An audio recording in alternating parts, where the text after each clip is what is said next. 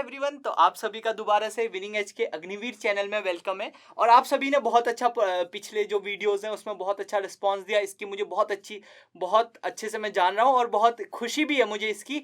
I hope आपकी जो अग्निवीर की जो रिटर्न की तैयारी है वो बहुत अच्छी चल रही है और इस बार फोड़ देना है, तोड़ देना है और बजा देना है। ठीक है, तो फोड़ना है, तोड़ना है और बजा देना है और अग्निवीर बन के आना है। ठीक है, तो जो है हम पढ़ने वाले हैं एक बहुत ही महत्वपूर्ण राजा के बारे में जिसका नाम है अलाउद्दीन खिलजी। हम मामलुक या फिर जिसको हम स्लेव डायनेस्टी कहते हैं उसके बारे में पढ़ चुके हैं। ठीक है, फिर उसके बाद स्लेबों के बारे में जब हमने पढ़ा उसके बाद हमने किसके बारे में पढ़ा, तो आप बोलोगे सर हमने खिलजियों के बारे में पढ़ना शुरू करा। और आज हम खिलजियों के बारे में ही पढ़ रहे हैं। उनका जो दूसरा राजा था, पहला राजा कौन था, जलालुद्दीन खिलजी, जिसके बारे में हमने बताया था, जिसको किसने मारा था, इस भाई ने मारा था, अलाउद्दीन खिलजी ने मारा था। कुछ इस तरह से दिखता था, हालांकि ये रणवीर सिंह जैसा दिख रहा है, बट इतना स्मार्ट नहीं था। ठीक है, चलो जो भी है। ठीक है, जैसे मेरे को लग रहा है रणवीर सिंह में भी ना उसकी आत्मा आ चुकी है, किसकी ने, अलाउद्दीन खिलजी की। बिल्कुल नंगा होके घूमता रहता है आजकल जब से उसने ये वाली मूवी बनाई है पद्मावत। ठीक है, चलो बहुत ही कंट्रोवर्शियल है, उसके बारे में भी हम चर्चा करेंगे कि पद्मावत था क्या और क्या इसके मतलब इन सभी चीजों के बारे में हम आज चर्चा करने वाले हैं। तो पहली बात आती है, जो अलाउद्दीन था उसका जो असली नाम था वो अली गुरशप था। बहुत बार पेपर में आता है कि अलाउद्दीन का असली नाम क्या था या अलाउद्दीन का रियल नेम क्या था, तो वो था आपका अली गुरशप। अली गुरशप इसका ओरिजिनल नेम था। और दूसरा चीज, इसका मूल नाम जो है वो अली गुरशप था और ये अपने आप को सेकंड अलेक्जेंडर कहता था।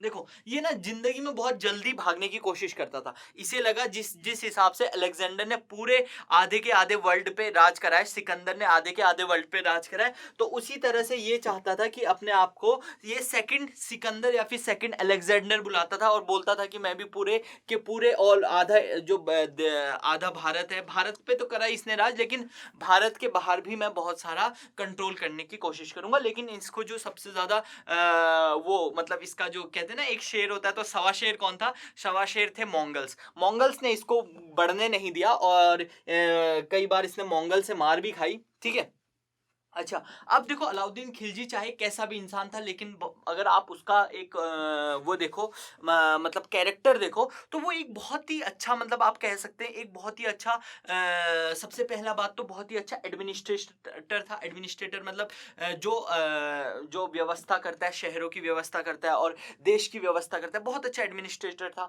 उसके अलावा ये जो दूसरी चीज थी उसमें सैन्य एबिलिटी बहुत ज्यादा थी, बहुत अच्छा कमांडर इन चीफ था, बल्कि बहुत सारे लड़ाइयों में उसने खुद ही भाग लिया हुआ है। ठीक है, अच्छा, सबसे पहली बात, इसने एक परमानेंट आर्मी खड़ी करी। अभी तक का जो आर्मी आ रही थी वो आर्मी थी तो सही, बलबन ने भी एक परमानेंट आर्मी खड़ी करी थी, लेकिन जो इसकी परमानेंट आर्मी में क्या फर्क था, इसने जो परमानेंट आर्मी खड़ी करी थी तो उसमें यह था कि बिल्कुल जैसे आज की जो आर्मी होती है ना, जैसे घुड़सवारों को 200 रुपए देता था ये।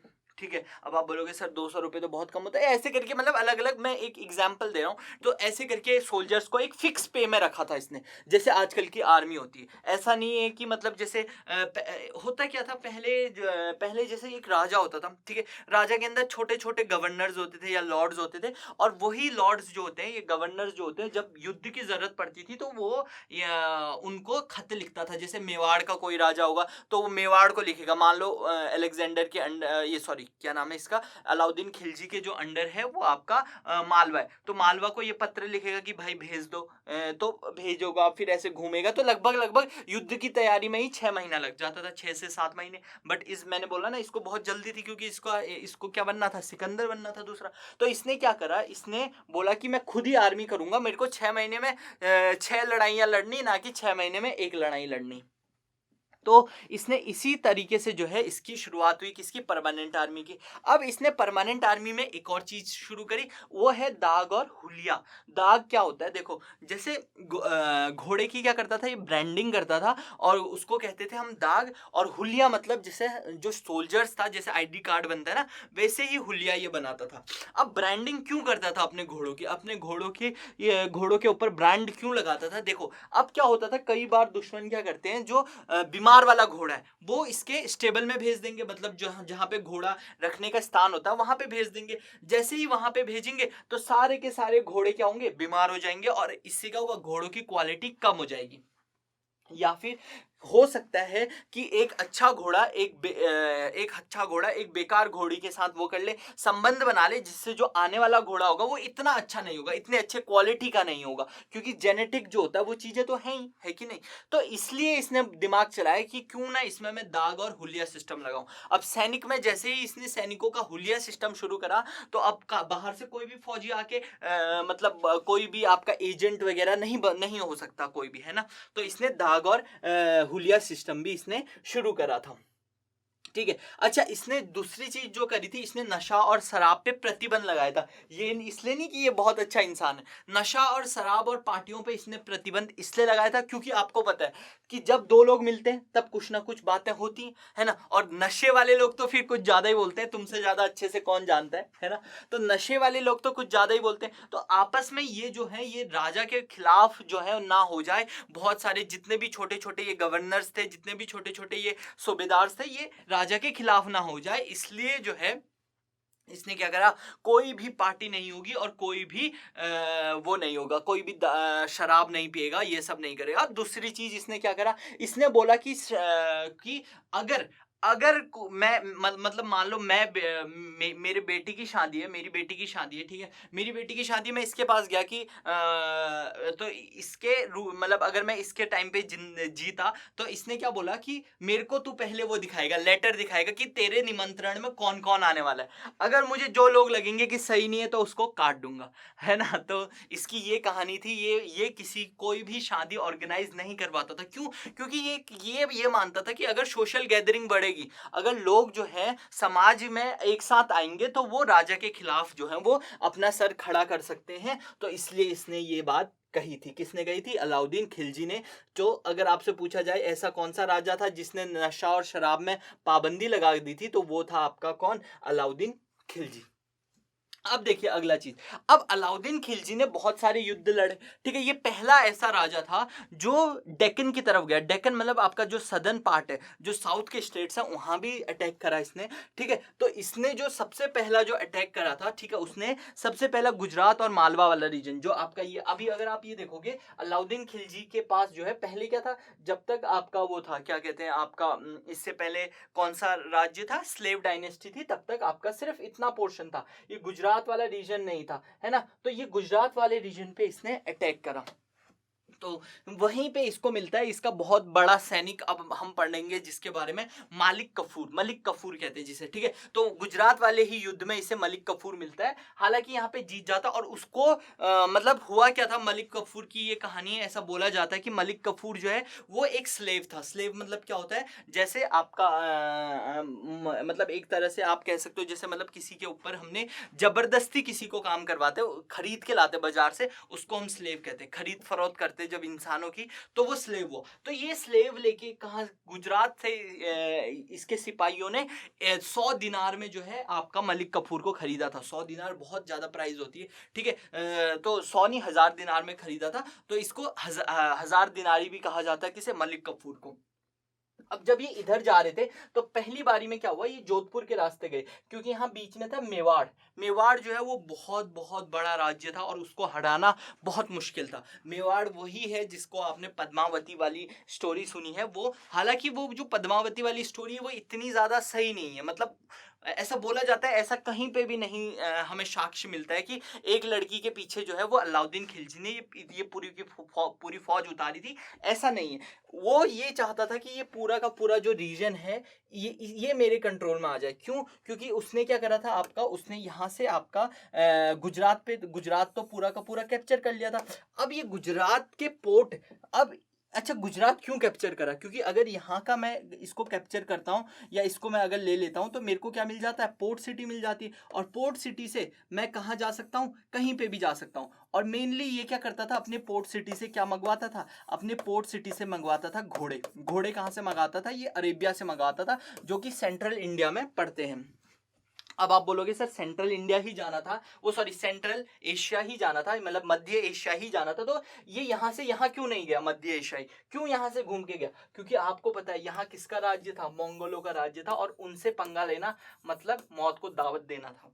तो ये क्या करते थे, यहाँ से जाते थे, ठीक है। अब लेकिन इसको ये दिल्ली से अगर यहाँ आना है तो जोधपुर होते हुए ऐसे आना पड़ेगा, जबकि ये यहाँ से डायरेक्ट ऐसे जा सकता है। बट यहाँ पे बीच में था मेवाड़ राज, और मेवाड़ जो था वो आपका जयपुर वाला जो रीजन है, ठीक है, वहां पे था पहले राज। तो यहाँ पे क्या होता है, मेवाड़ वाला जो राजगद्दी थी, ठीक है, उसको क्या करना पड़ता है, उसको हराना चाहिए था। हराने के लिए इसने क्या करा, मेवाड़ पे चढ़ाई करी, और मेवाड़ का किला इतना आसान था नहीं कि इसकी चढ़ाई कर सके, ठीक है, तो इसलिए बोला जाता है। और दूसरी बात, अगर हम पद्मावत की कहानी सुने तो वो थोड़ा सा इसलिए इरेलीवेंट है क्योंकि उसमें ये बोला जाता है कि श्रीलंका से थी कौन, पद्मावती।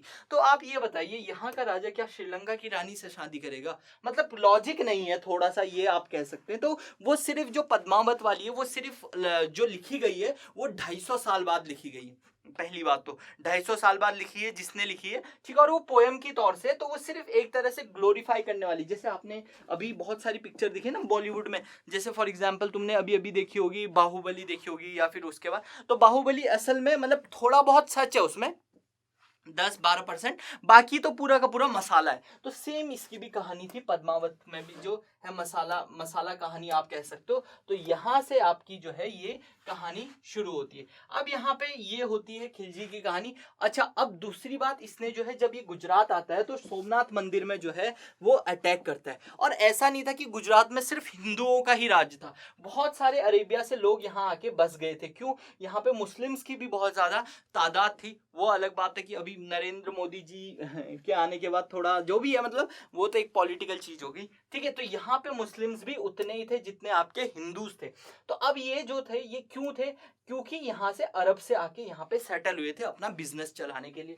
दूसरी बात, अब ये यहाँ पे दूसरी बात सुनना बड़े ध्यान से, आपने सुननी है क्या। दूसरी बात ये थी कि इन्होंने अटैक तो करा, अब इस ये जो आए थे ऊपर से आपके किसकी फौज, अलाउद्दीन खिलजी की फौज आई थी, उन्होंने क्या करा, उन्होंने इसको भी नहीं छोड़ा, जो मुस्लिम्स थे उनको भी नहीं छोड़ा, चाहे हिंदू हो चाहे मुस्लिम हो। ना तो ये हिंदुओं के सगे थे और ना ही मुस्लिमों के सुगे थे, तो इन्होंने बहुत ज्यादा इन पे अटैक करा। अच्छा, अब फिर बाद में ये 1903 में, मैंने आपको बताया 1903 में मेवाड़ के राजा जो है उस समय कौन थे, राणा रतन सिंह, और राणा रतन सिंह को हरा देते हैं। बाद में हालांकि ये जो राजपूताना किंग है वापस से रिटेलिएट करते हैं, और शायद बाद में जो है, शायद के बाद में एक क्लैन, और इसमें बाद में राजपूत किंग्स जो होते हैं वो फ्री हो जाते हैं। अब यहाँ पे मैंने आपको मलिक कफूर की कहानी सुनाई, देखो दाग और हुलिया वाला बता दिया। पहला ऐसा राजा था जिसने साउथ इंडिया पे भी अटैक करा, और साउथ इंडिया में उसका एक बहुत ही प्यारा जनरल था, कौन, मलिक कफूर। अब आप देख सकते हो कि ये प्यारे क्यों हैं, आप यहाँ पे फोटो में देख सकते हो।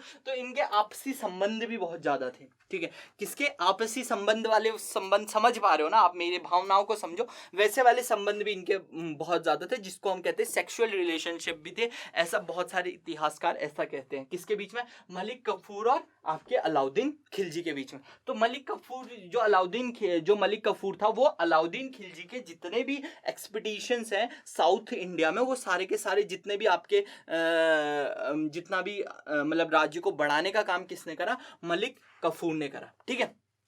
ठीक है, तो आपसे पूछ सकता है दक्षिण भारत पर पहला राजा कौन था जिसने अटैक करा? तो वो था आपका कौन? अलाउद्दीन खिलजी। और किसके, कौन उसका गवर्नर था? मलिक कफूर। अब अलाउद्दीन खिलजी ने बहुत सारा आर्ट और आर्किटेक्चर में भी बहुत सारा काम करा है, ऐसा नहीं है कि आर्ट वगैरह में। तो इसने बहुत सारे वो बनाए हैं, जैसे ये देख सकते हो आप, इसको कहते हैं अलाई दरवाजा। ये बिल्कुल जो आपका कुतुब मीनार है उसके बगल में है अलाई दरवाजा, ठीक है। इसके अलावा इसने अलाई मीनार बना रखा है, हजरत शत्रुन बना रखा है, ठीक है, और उसके बाद हौज खास लेक बना रखी है, और चोर मीनार बहुत ही पॉपुलर है। ऐसा बोला जाता है, जो ये आप इसमें छोटे छोटे छेद दिख रहे होंगे, नहीं दिख रहे, तो ये क्या करता था, ये जो है इसको जो लोग इसके साथ नाइंसाफी करते थे या जो लोग इसका कहना नहीं मानते थे, उनको उनके यहाँ पे सर लटका देता था, बिल्कुल मार के ऐसे करके सर से लटका देता था, ऐसे करके, ठीक है। अच्छा, और दूसरी बात, इसने देखो ये मैंने बताया ना, ये बहुत अच्छा एडमिनिस्ट्रेटर था, तो इसने बहुत सारे अच्छे काम भी करे। जैसे इसने अपने लिए, मतलब इसने क्या करा था, इसको लगता था कि जो अनाज है वो सस्ता होना चाहिए, तो इसने क्या करा, जो बीच के बिचौलिए थे उनको हटाने के लिए इसने क्या करा, एक ऐसे इंसान को अपॉइंट करा जो पूरा का पूरा देखता था। हालांकि इतना सारा तुम्हारे सिलेबस में है नहीं, तुम्हें यूपीएससी की तैयारी करनी नहीं, बस इंपॉर्टेंट बात यही है कि इसने कौन कौन सा बनाया था, अलाई दरवाजा किसने बनाया था ये पूछ सकता है, और चोर मीनार किसने बनाया था ये पूछ सकता है। ठीक है, तो ये था इसकी कहानी किसकी, अलाउद्दीन खिलजी की।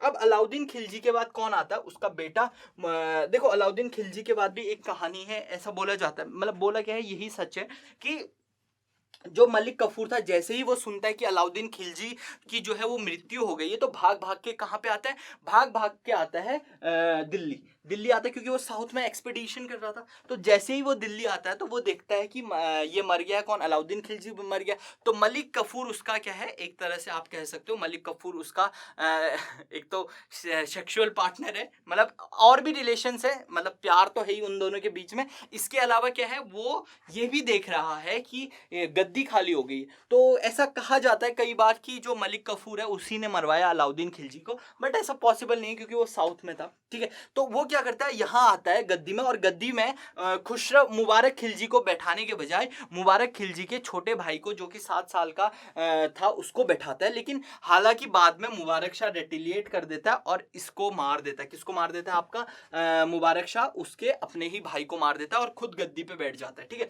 और साथ ही साथ ये उसका भी खात्मा कर देता है, किसका, मलिक कफूर का भी। अब जब मुबारक शाह गद्दी पे बैठता है तो इसको मारता है इसी का बॉयफ्रेंड। ठीक है, तो सारे रिलेशनशिप आपके वो हैं, देखो, नशीर उद्दीन खुसरो शाह। ठीक है, तो ये इनका गे रिलेशनशिप था, जो भी कहते हैं। ठीक है, तो इन दोनों का जो रिलेशनशिप था ये पनपता है।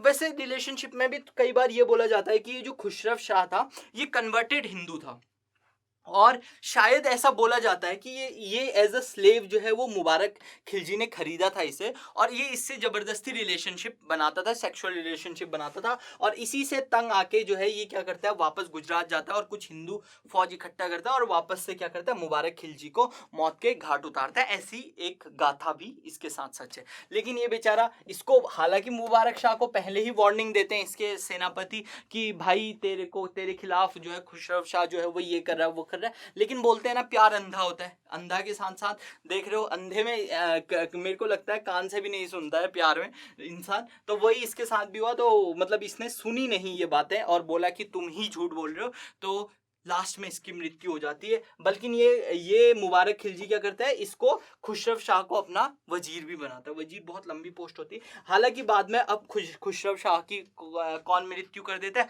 गियाजुद्दीन तुगलक, जिसको हम ग्याजी तुगलक के नाम से भी जानते हैं। और ग्याजी तुगलक की कहानी जो है वो हम अपने अगले वीडियो में पढ़ेंगे। आई होप आपको ये वीडियो पसंद आया। अगर पसंद आया तो शेयर और लाइक करना ज़रूर, और इसके साथ आज का ये लेक्चर यहीं पे कंप्लीट होता है।